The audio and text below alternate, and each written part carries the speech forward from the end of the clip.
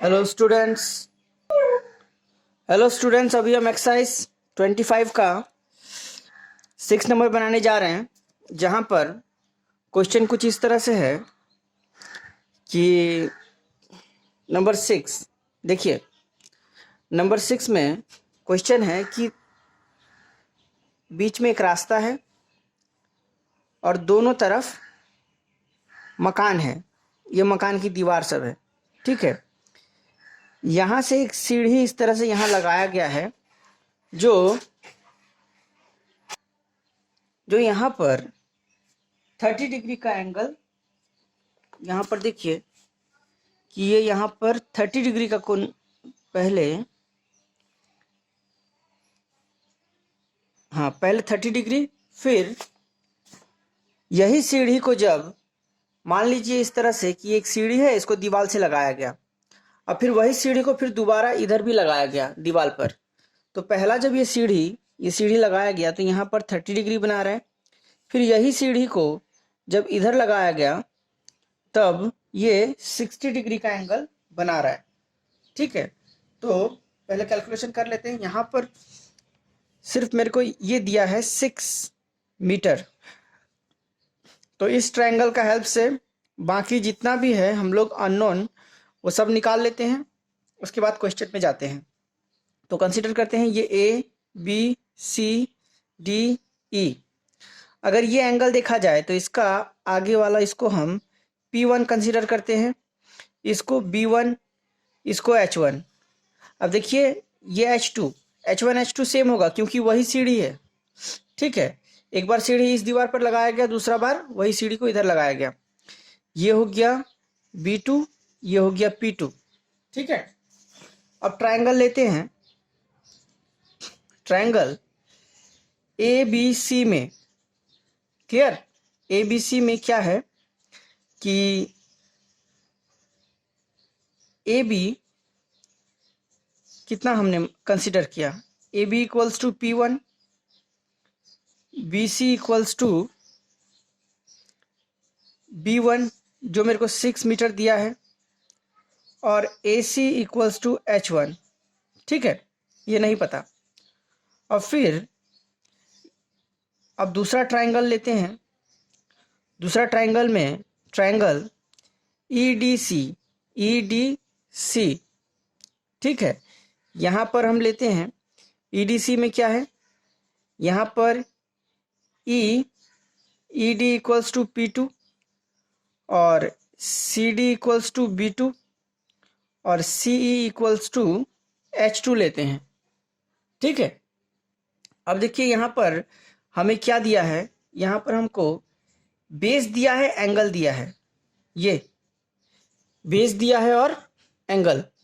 तो with the help of base and angle, base और angle से अगर हमको ये दोनों निकालना पड़ेगा तो हमको बेस देखना पड़ेगा किस किस फॉर्मूला में है। देखिए कॉस में भी बेस है, टेन में भी बेस है। ये बी जो है ये दोनों में है, तो हम कॉस और टेन का हेल्प से एच और पी निकालेंगे, ठीक है। क्योंकि देखते हैं तो यहाँ पर सबसे पहले टेन 30 डिग्री इक्वल्स टू क्या होगा, 10 मीन्स P बाई बी, तो P1 बाई B1। 10 30 मतलब 1/√3, और यहाँ पर P1 मतलब कितना है, B1 मतलब 6, देयरफॉर P1 इक्वल्स टू 6/√3, ठीक है। 6/√3, तो यहाँ पर रैशनलाइज कर देते हैं। √3/√3 इक्वल्स टू 6 √3/3, 3 दूना 6 मीन्स 2√3 मीटर, ठीक है। P1 मेरा 2√3 मीटर आया। अब फिर हम कॉस लगाकर B और H निकालते हैं। तो यहाँ पर cos 30 हमने यूज़ किया सेकंड पार्ट। तो cos 30 मतलब क्या होगा, B/H, तो B1/H1। तो यहाँ पर देखिए cos 30 मतलब √3/2, ठीक है। ये √3/2 हो गया। और B1 कितना है, B1 है मेरा 6, और H1 हमको नहीं पता। तो यहाँ पर अगर क्रॉस किया जाए तो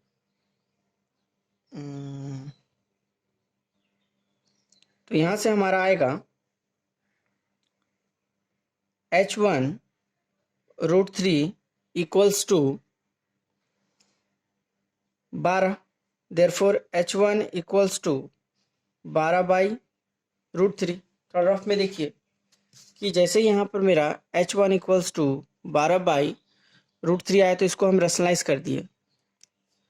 तो यहाँ पर रैशनलाइज करने के बाद यहाँ 3 आया, यहाँ 12√3, तो 3 चौके 12, 4√3 मेरा जो है वो रिक्वायर आंसर है। तो यहाँ पर h1 जो है वो मेरा है 4√3। ठीक है, p1 हमको मिला 2√3 ये पार्ट, और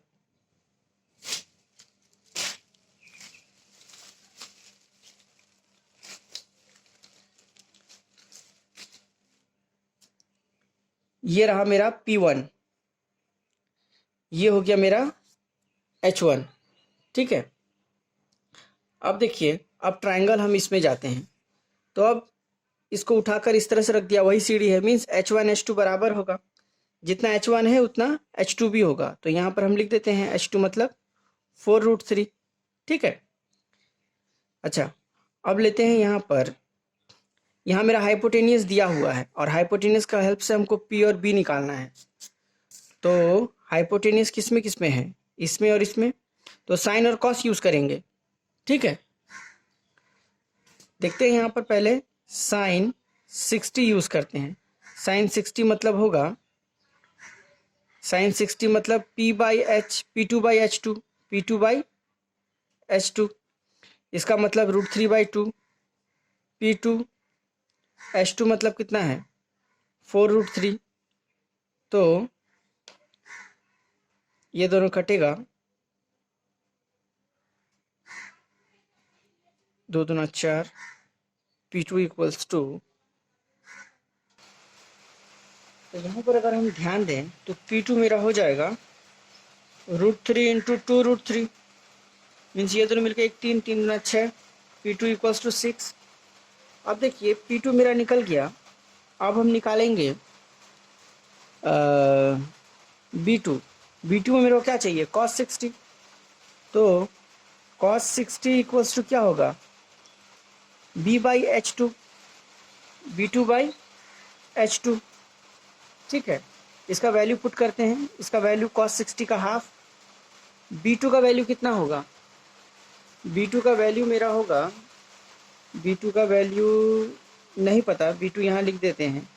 h2 जो है, h1 h2 एक ही है, तो यहाँ 4√3 लिख देते हैं, तो 2 1 जा 2, 2 2 जा 4, देयरफॉर b2 इक्वल्स टू 2√3।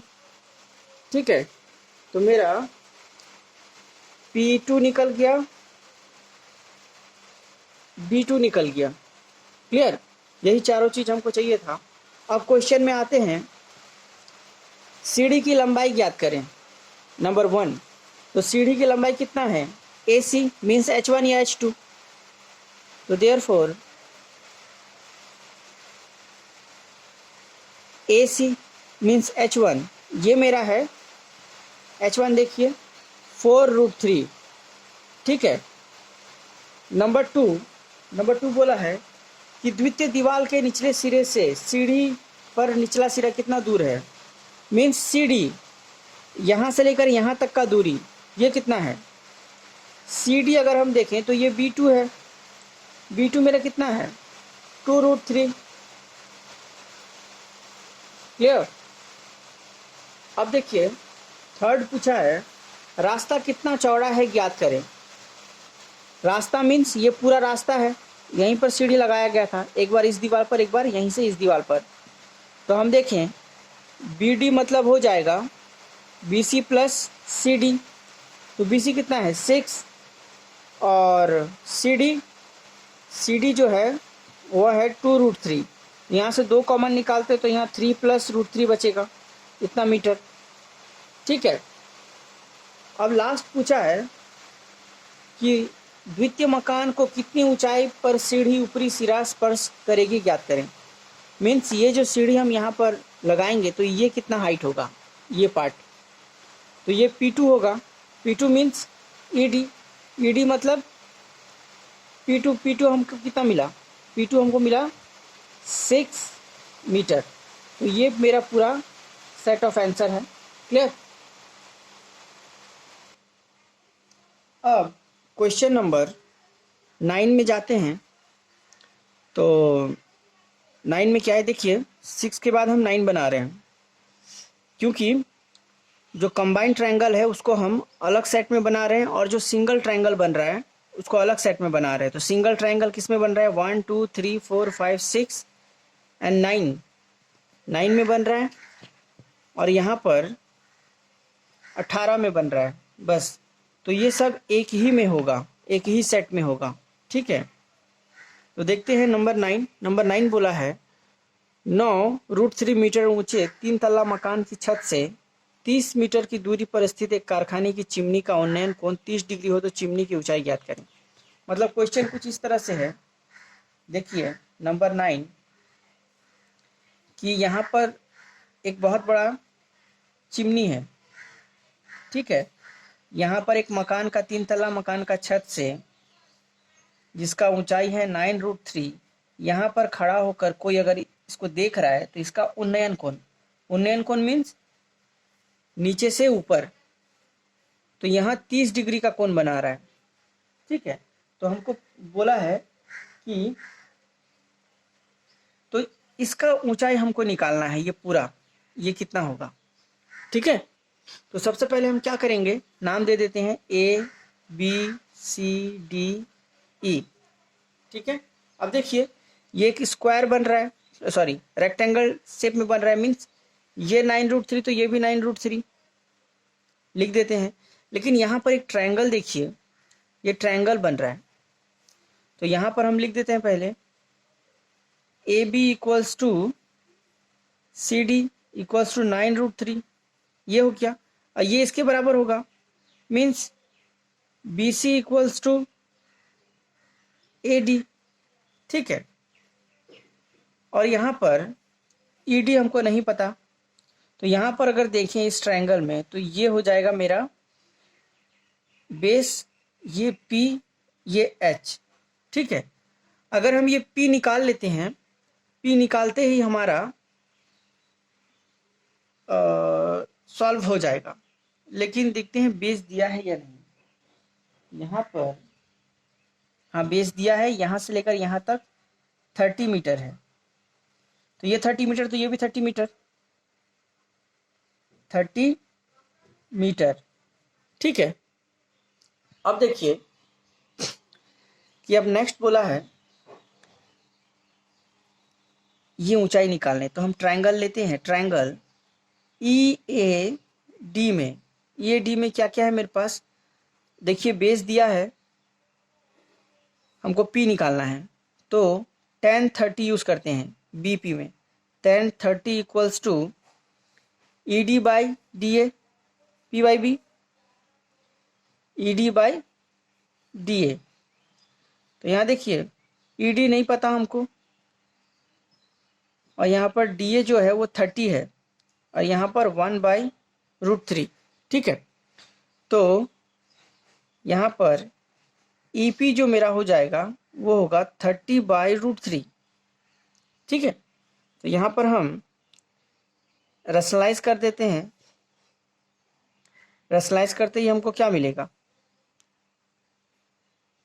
30√3/3, 3 दहे 30 मीन्स 10√3, ये मेरा EP आ गया। अब हमें पूछा है कि ये टोटल ये पार्ट कितना है। ठीक है, तो ये पार्ट को ध्यान से देखिए, तो यहाँ पर EC क्या हो जाएगा मेरा, EC equals to ED plus P नहीं, EP नहीं, ED है ये। ठीक है, तो EC equals to ED plus DC। तो ED कितना है मेरा, ED जो अभी आया वो 10√3 प्लस DC कितना है DC जो है वो 9√3। तो देखिए नॉर्मली 10x + 9x = 19x, उसी तरह 10√3 9√3 मीन्स 19√3 इतना मीटर। ये हो गया मेरा आंसर।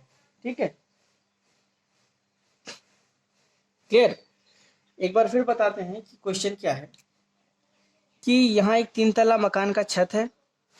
छत का ऊपर से एक आदमी इसको चिमनी को देख रहा है, तो वहाँ 30 डिग्री का एंगल बना रहा है। ठीक है, अब देखिए जैसे ही अब अगर वो तो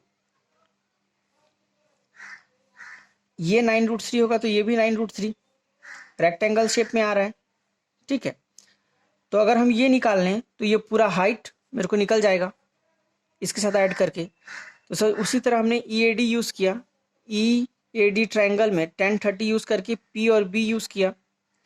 PB मतलब ED/DA, ED/DA। तो यहाँ पर 1/√3, तो ED/DA कितना होगा, DA मीन्स 30, तो यहाँ पर रेशनाइज किया 10√3। ठीक है, तो EC कितना आएगा, EC मेरा होगा ED + DC, ED + DC। ED हमको पता है, ED कितना है, ED अभी हमने निकाला 10√3, और DC कितना है 30, सॉरी DC 9√3, तो यहाँ पर ऐड किया 19√3 आंसर। ठीक है,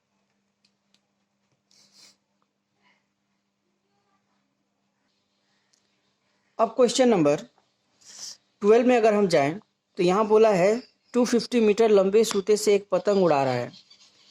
तो वह जब 60 डिग्री का एंगल बनाएगा और 45 डिग्री का एंगल बनाएगा तो दोनों में कौन सा हाइट ज़्यादा मिलेगा।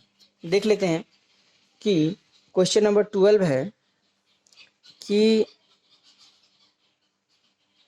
एक बार ये उड़ा रहा है 250 मीटर का धागा से, एक बार 60 डिग्री बन रहा है, और फिर सेम एक बार जब है तब वो बना रहा है 45 डिग्री, सेम ये भी 250 मीटर है। तो अभी हमको निकालना है पतंग हमसे कितना ऊपर होगा। मीन्स लेट सपोज ABCEF, या जो भी मान लीजिए इसको, जैसे कि देखिए अब यहाँ पर क्या करना है कि इन ट्रायंगल ABC में, ठीक है, ABC में हम क्या करते हैं, हमको ये हाइट निकालना है, ये H दिया है, ये P1 B1 H1।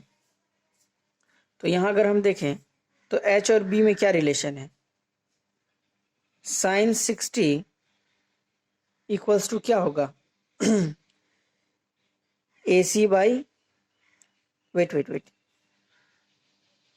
AB/AC। ठीक है, अब AB कितना दिया है नहीं पता। अब देखिए AC हमको पता है 250, तो यहाँ पर अभी हम अगर देखें तो 1060 का मतलब √3/2। ठीक है, तो देयरफॉर AB = 250 √3/2। ठीक है, अब देखते हैं यहाँ पर इन ट्रायंगल EFG में साइन 45 मतलब कितना होगा, साइन 45 मतलब EF/EG।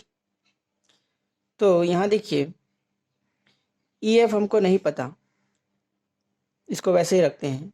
EG कितना होगा, EG 250, ये हो जाएगा P2 B2 H2, तो साइन 45 मीन्स P2/H2। ठीक है, यहाँ 1/√2। अब देखिए, अब इसको देयरफॉर EF अगर हम लें, EF मेरा हो जाएगा 250 × 1/√2। इसको रैशनलाइज कर देते हैं, 250/√2 √2/√2।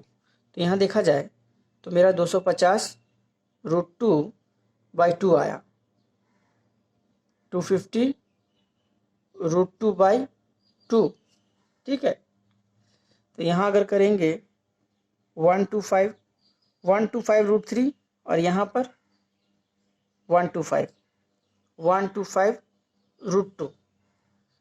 तो यहाँ पर अगर हम ध्यान दें 125 √2 और यहाँ 123 √2, तो दोनों में कौन बड़ा है? मीन्स ए बी, क्योंकि यहाँ √3 मल्टीप्लाई है यहाँ √2, इसीलिए A B is greater than E F. यानी कि किस समय ज़्यादा उड़ेगा, माने ऊंचाई ज़्यादा होगा, जब 60 डिग्री होगा तो ज़्यादा ऊंचाई होगा। क्लियर? ठीक है।